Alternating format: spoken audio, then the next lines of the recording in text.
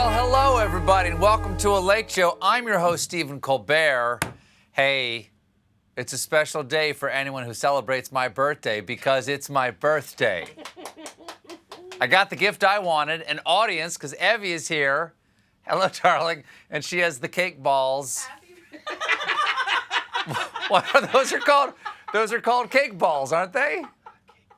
What are those called? What would you call those? This is a cake. Throw me one. Throw me a cake ball. All right. Throw me a cake ball. Come on. All right. Come on. Thanks very much. Cake ball. Very good. Yeah.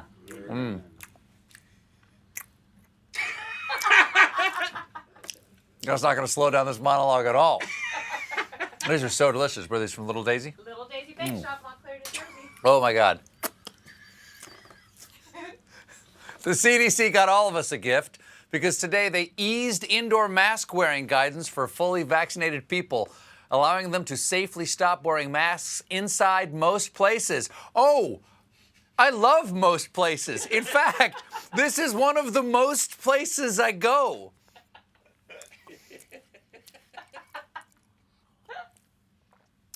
We learned the great news this afternoon from the CDC's Dr. Rochelle Walensky. Today, CDC is updating our guidance for fully vaccinated people.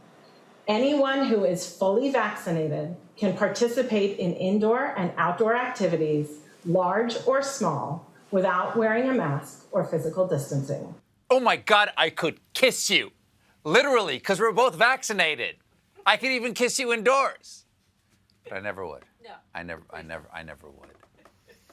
I think with this announcement, you're going to see a lot of smiling faces. They may have been smiling before, but now you're actually going to see them. Dr. Walensky continued with her good news. If you are fully vaccinated, you can start doing the things that you had stopped doing because of the pandemic. Oh, hell yes! I'm finally going to watch Godzilla vs. Kong the way it was meant to be seen. On a plane. I'm getting a little emotional right now, if you can tell. This is my emotional face. I'm getting a little emotional right now because after 14 months of isolation, I'll finally be able to do my favorite things with the people I love the most, by which I mean this show in the Ed Sullivan Theater with you, my audience. Chris, are we back yet? Not yet. Am I in the theater right now? No. Are you 400 people? No. Why aren't you 400 people? But remember, all this good stuff is only for vaccinated people. The CDC is making a huge distinction between Americans who did or did not get the shot. They even put out this actual handy chart. On the left, unvaccinated people with yellow and red shades of risk, but on the right, vaccinated people are all green for the go. We can do everything.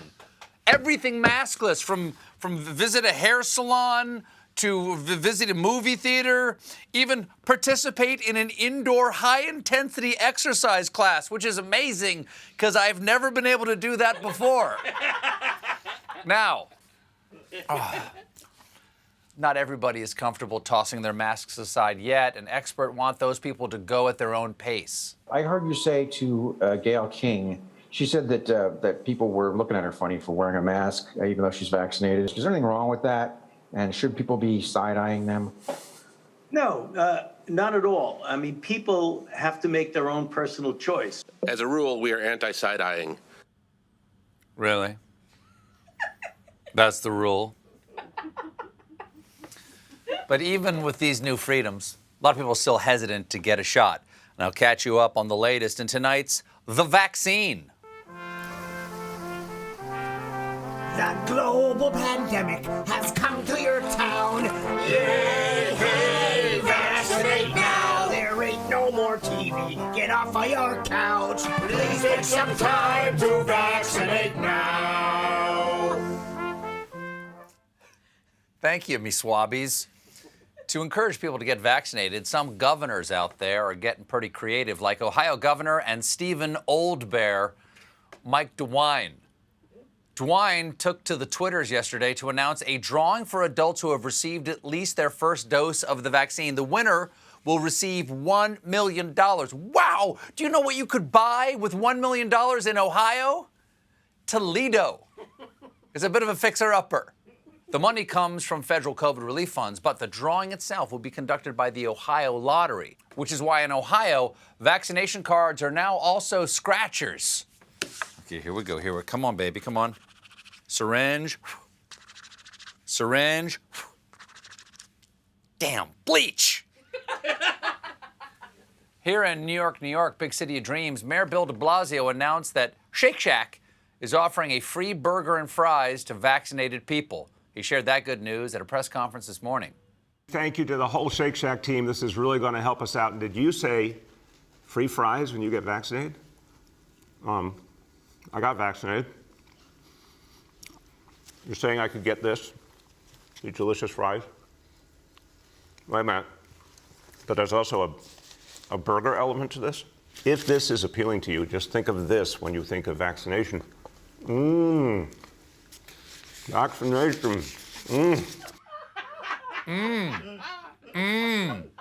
gonna be thinking about that when I can't fall asleep tonight.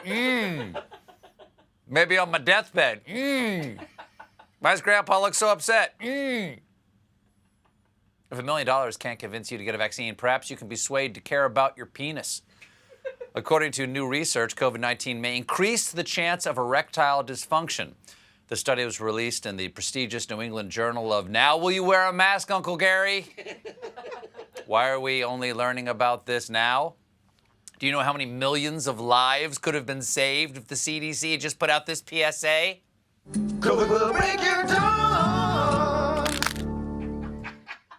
The fight is beautiful, beautiful harmonies. The findings linking bedroom performance to COVID were first reported in a paper titled, and I'm not making this up, Mask Up to Keep It Up. Okay, mask up to keep it up really makes it sound like you should use your mask as a hammock for your penis. There is no better place for your penis to nap. Oh, worst part. These performance issues may not be temporary because the research found that COVID-19 can remain in penile tissue long after male victims recover from the worst symptoms of their illness. Yes, in this case, the doctors really mean it when they say, the hard part is over.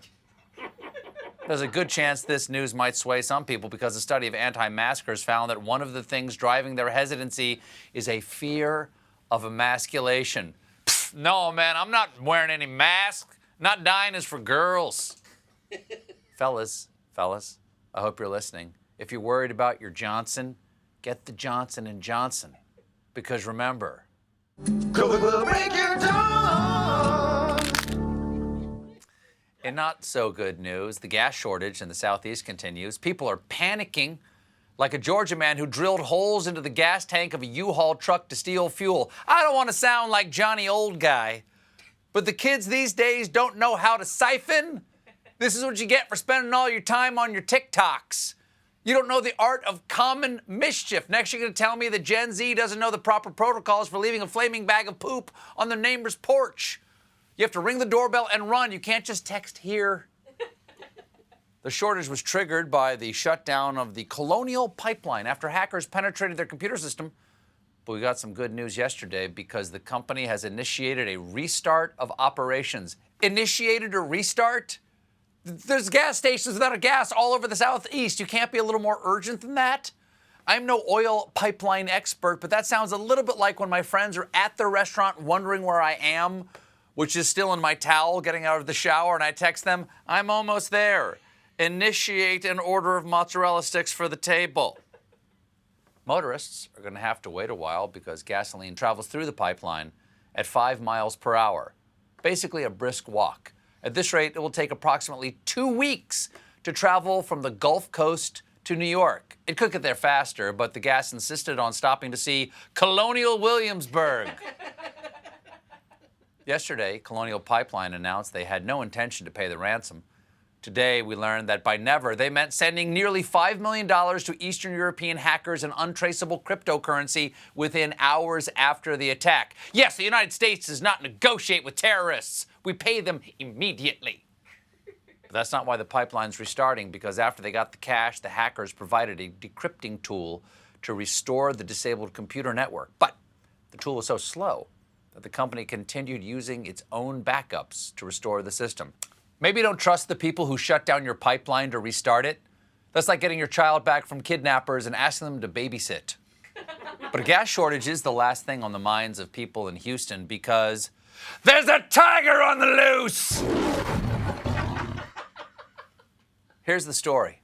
On Mother's Day, a man in Houston arrived home to spot a Bengal tiger on his front lawn. This is why FedEx wants you to be there to sign for your packages.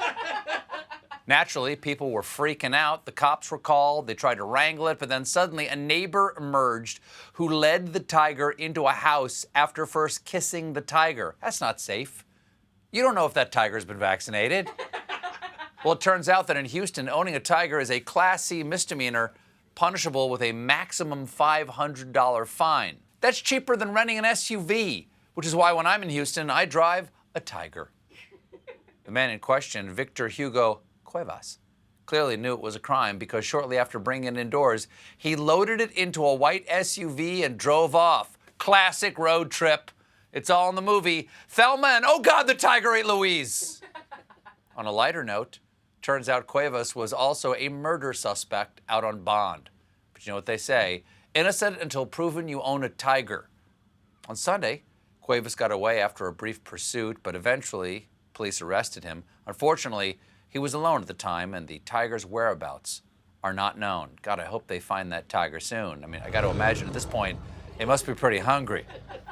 Yesterday, Cuevas was released on bail, and his lawyer insists that despite what police say, his client is not the owner of the tiger. Hey, I was just holding that tiger for a friend. Also kissing it for a friend. The lawyer also claims they're working to locate the animal, but would not say where his client, who was last seen with the tiger, drove it Sunday night. That's smart, because when you inform on a tiger, snitches really do get stitches. We got a great show for you tonight, folks. Evie's here, and my guest is Seth Rogen. But when we come back, meanwhile, join us.